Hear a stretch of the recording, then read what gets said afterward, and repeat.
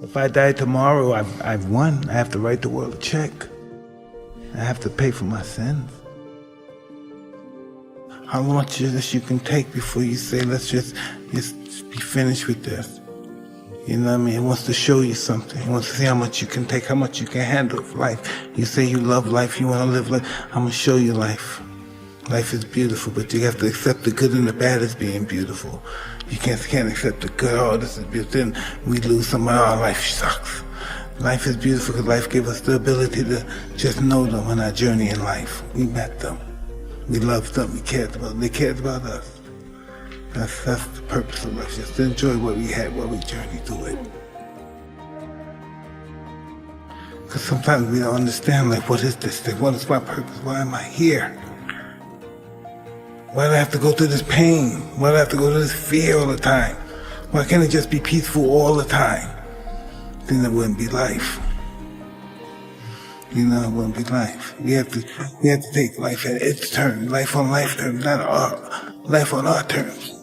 You know, we have to live life on life terms, not on our terms.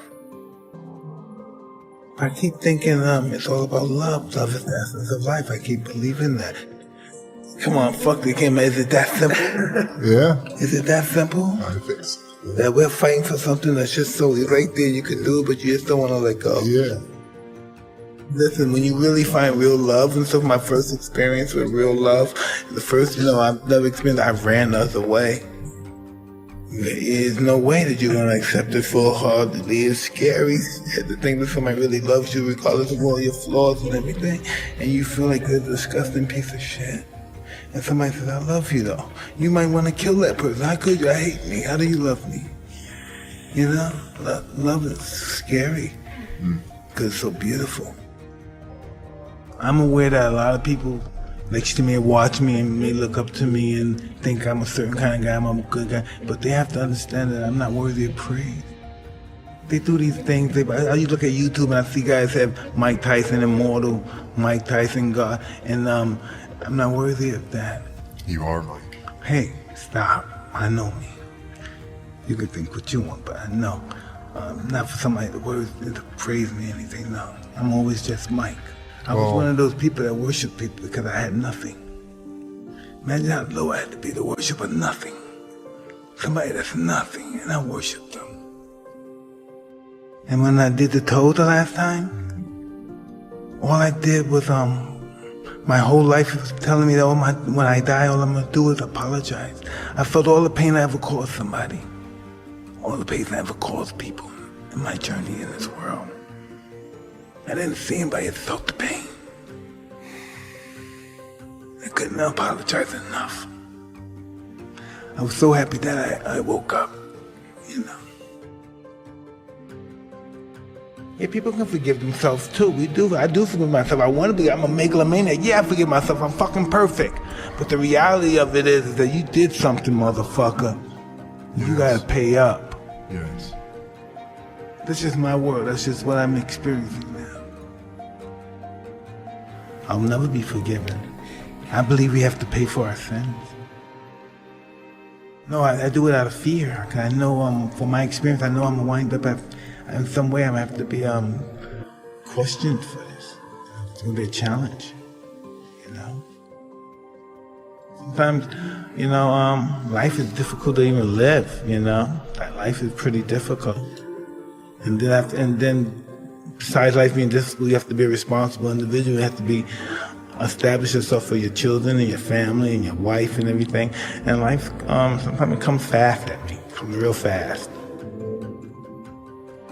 I can say honestly, I have a very deep affection for him, I do. To me, he's my boy, he's with me. I often say to him, I owe you a lot, and he doesn't know what I mean, but I'm going to tell him now what I mean. If he weren't here, I probably wouldn't be alive. The fact that he is here and doing what he's doing, and doing as well as he's doing, and improving as he has, gives me the motivation and interest to stay alive. Because I believe that a person dies when they no longer wants to live.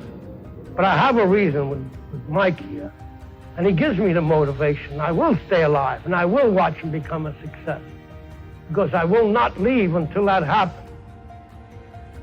You had to go through all of that so that you could change the world, dude.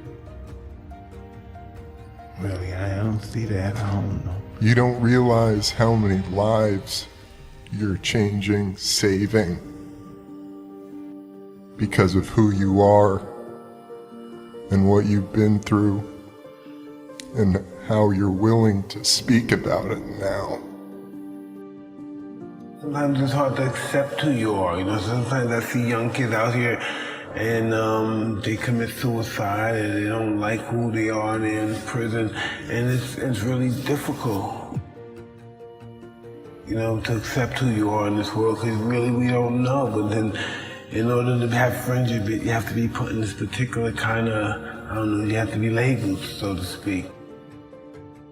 You know, so we don't know who we are till we get, I guess, to a certain degree of evolution.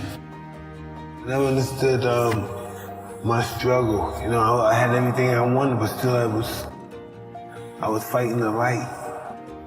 Dark spirit was still fighting the light. That was my struggle. I couldn't get anything done. No one loving me. Not being accepted, being a nobody. Discipline is separating the two. You know, you have to do what you hate to do, but do it like you absolutely love it with vigor. The warrior mentality and the duration of it. So it takes tolls on people. You become the best, you have to almost become fanatical.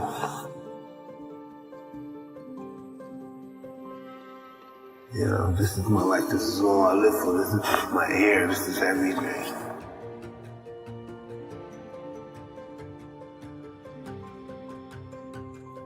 A pair on developing what makes you happy in life. Strive on developing that and cultivating that, what makes you happy. What is the essence of happiness? What does that mean? Everybody has a different definition. When we got 7 million people, I'm sure it's 7 million different definitions. Nobody feels fulfilled. You know what I mean? We all fulfilled at different stages of our life. At 18, I'm fulfilled from this particularly fun fulfillment. And at 28, I like this. I don't like that anymore. I like doing this. And I think my purpose is to be the best person I can possibly be before I die. You know what I mean? That could be our purpose in life. See how far we can go in life before we die. And we all have to live our lives to the fullest and fulfill our lives. Dedicating and sacrificing your life to be in a particular way you want to be. Say you want to be like Tony Robbins. You get all the information you can about Tony Robbins, and you conduct your, this is how I want to live my life. This is your manuscript. And you have to be that before you actually become the person. It's going to take time, so I'm going to become this guy. You know, I'm going to be this guy before you're not ready. But when the time comes, you're going to be ready. This is my life, I'm accustomed to this. Of course I got this role. Of course I got this job. Of course I got this thing. I'm prepared for it. You wouldn't even be surprised. You have to be him before you can be him. You can't just pop this by training and doing push-ups and knocking people out. This is I'm the champ. No, you have to be the actual champ. Your conduct, your lifestyle, you have to be the champ before you actually wear the belt. You have to be the champ before you be the champ. We should always look at death as something glorious. We have kids and grandkids. It's because people remember, you know what I mean? This is glorious. Look all we got for free. Death is beautiful. You know, how could life be beautiful if death is not beautiful? But there wouldn't be life if there wasn't death.